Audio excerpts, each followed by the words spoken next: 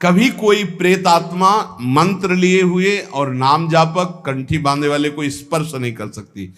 वायु और अग्नि, इस तत्व का उनके अंदर विशेष प्रवेश रहता है, और आकाश तत्व, उनमें जल और पृथ्वी तत्व का।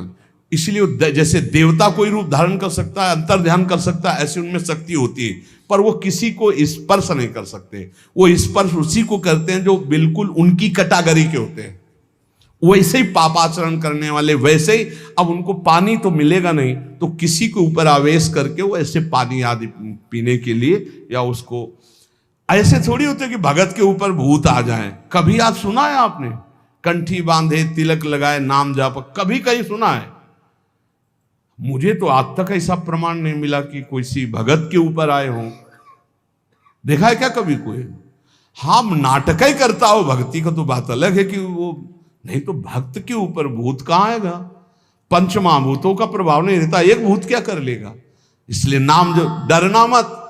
तो या करे समस्त भूतों के प्रति अपने समान बर्ताव करता हो। भूत से नहीं मतलब प्राणियों से मतलब, सब भूत ही है जो भजन न करे। कोई डर तुम्हारे अंदर नहीं रहेगा यदि नाम रूपी अंग रक्षक हमारे पास है। हर समय नाम। बचपन में जब थे तो एक दो गली ऐसी पड़ती थी, जैसे अब जानवर जहां बंद थे वहां जाना है, या घर वहां से घर जाना है, तो अंधेरा पड़ता था, गांव में बिजली होती नहीं थी। तो जैसे माता जी से कहते थे बहुत डर लगता है, तो कहती बच्चा जय हनुमान जय हनुमान जय हनुमान कहा करो, डर नहीं लगेगा। तो उस समय बचपन में संस्कार डाले गए थे कि जब गली में पहुंचते अंधेरे में कोई भूत वूत ना हो, तो वह आंख बिल्कुल सीधी करके जय हनुमान जय हनुमान जय हनुमान जय हनुमान दौड़ के गली अंधेरे के निकल जाते थे। वही संस्कार गंगा किनारे भी काम किए कि जीव सब जहां भय लगता तो वहां जोर से भगवान नाम जब कीर्तन शुरू हो जाता। कभी ऐसा नहीं कि कभी दिखे नहीं, ऐसा नहीं, दिखे हैं, पर कभी भय का माहौल नहीं आया। भगवान नाम बहुत बड़ा अंग रक्षक है। नाम पहारू दिवस निश, ये बात ध्यान रख। हर समय नाम जप करो, कोई भय नहीं।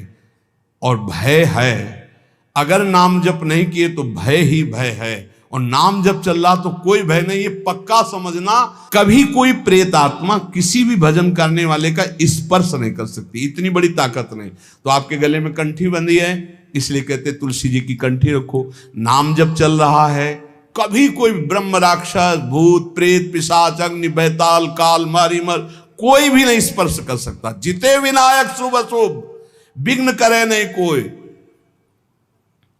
एक बार थोड़ा डरे थे, कमंडल उठा करके शौच जा रहे थे। अब शौच जाने का यही समय होता, 2-3, ये तो शौचालय तो कुछ वर्षों से बने नहीं थे ही नहीं, गांव के बाहर ऐसे जंगलों में ही जाया जाता था। तो एक देखा तो नौवधू खड़ी थी, ऐसे कमंडल लिए हम अपना जा रहे थे, तो और नई अवस्था थी।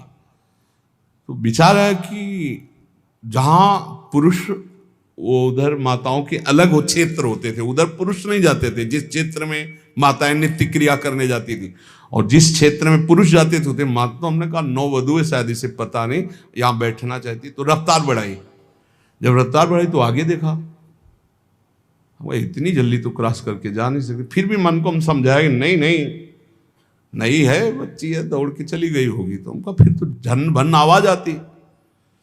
हम खड़े हो गए, वो खड़े हो गए।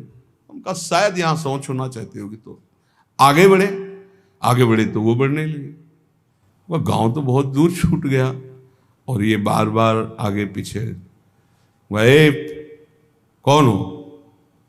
तो ना हमारी तरफ देखना ना, बस फिर घूंघट काट के से, अरे हमका मामला गड़बड़ है।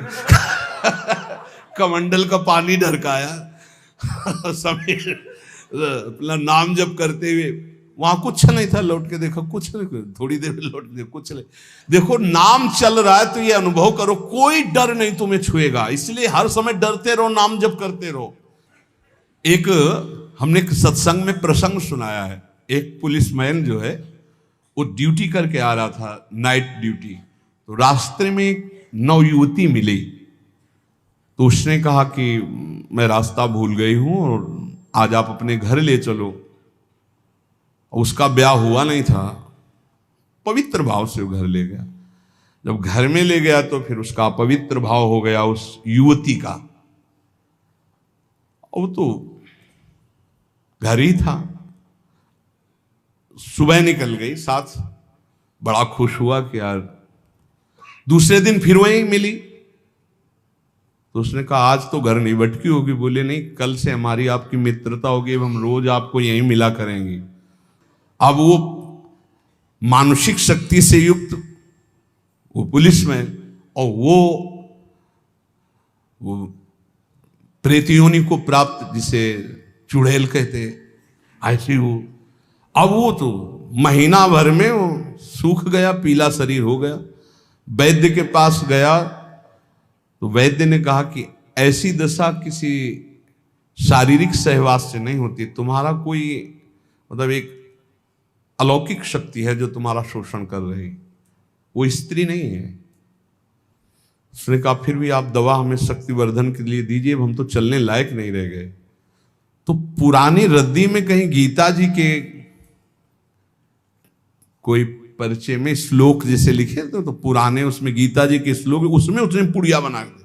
वो पुड़िया ऐसे डाल ली और उसने जाके गुस्सा में दरवाजा बंद कर लिया कि आज से हम मिलेंगे ही नहीं, हमारा तो जीवन ही बर्बाद हो गया। तो देखा पार्श्व में बैठी, उसके होश उड़ गए। उसने कहा कि आप कौन हो, कहां से आई हो? तो इतने दिन से मिल रहे हो, अभी ये नहीं जान रहे कौन हो? बोले कहां से आए हो? तो झरोखे से आई। तो उसके होश उड़ गए, झरोखे से आई इसका मतलब।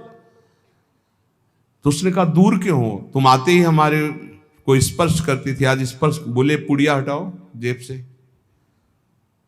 उसने पुड़िया में क्या है? बोले इसमें गीता का श्लोक लिखा हुआ है, मैं तुम्हें स्पर्श तब तक नहीं करूंगी जब तक है, और देखो तुम हमें तनिक भी प्यार करते हो तो पुड़िया हटाओ। उसने कहा पुड़िया कैसे हटा सकते हैं अब?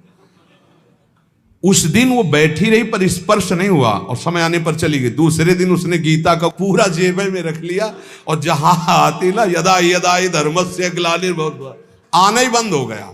गीता जी, भगवान का नाम, भगवान की लीला, भगवान की चरित्र, तुलसी जी चरणामृत, ये हम सब सेवन। रज रानी हमको भूत लगेगा?